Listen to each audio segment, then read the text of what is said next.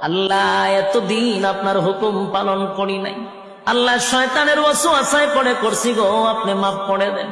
চোখের পানিগুলো ছেড়ে দিয়া যদি আল্লাহর দরবারে আপনি দরখাস্ত করেন, আমার আল্লাহ বলেন, বান্দারে যৌবনকালে যদি একবার ডাক দেস, আমি 70 বার বান্দা তোর ডাকে জবাব দিই।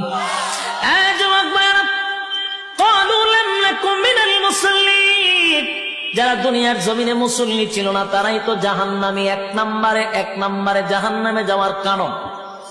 আল্লাহর নবী বলেন, উম্মতেরানি হাশরের মাঠে যদি হিসাব হয়, আউয়ালু মা ইউহাসাবু বিহিল আবদু ইয়াউমাল কিয়ামাতিস সালাহ, কিয়ামতের ময়দানে সর্বপ্রথম হিসাবটা হবে নামাজে। বলুন কিসের? 1 নম্বর হিসাব হবে নামাজ। অথচ আমাদের সমাজের মানুষ নামাজটাকে বড় অবহেলা করে, নামাজ পড়ে না, হেলায় আর কেলায়।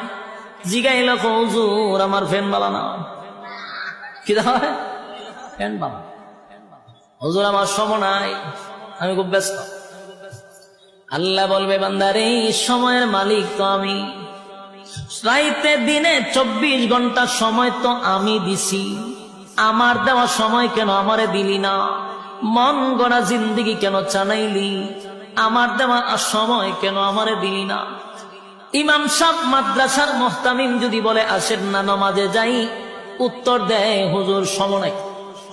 যেই লোকটা বলছে হুজুর সময় নাই, এই লোকটা দেখবেন বন্ধুদের আড্ডায় সময়ের অভাব নাই, চাকরিতে সময় আছে, ব্যবসাতে সময় আছে, বউ বাচ্চারে সময় আছে, বন্ধুদের আড্ডায় সময় আছে, বিপিএল খেলায় সময় আছে, আইপিএল খেলায় সময় আছে, বিশ্বকাপ খেলায় সময় আছে, ফেসবুক শরীফের সময় আছে, ইউটিউবের সময় আছে।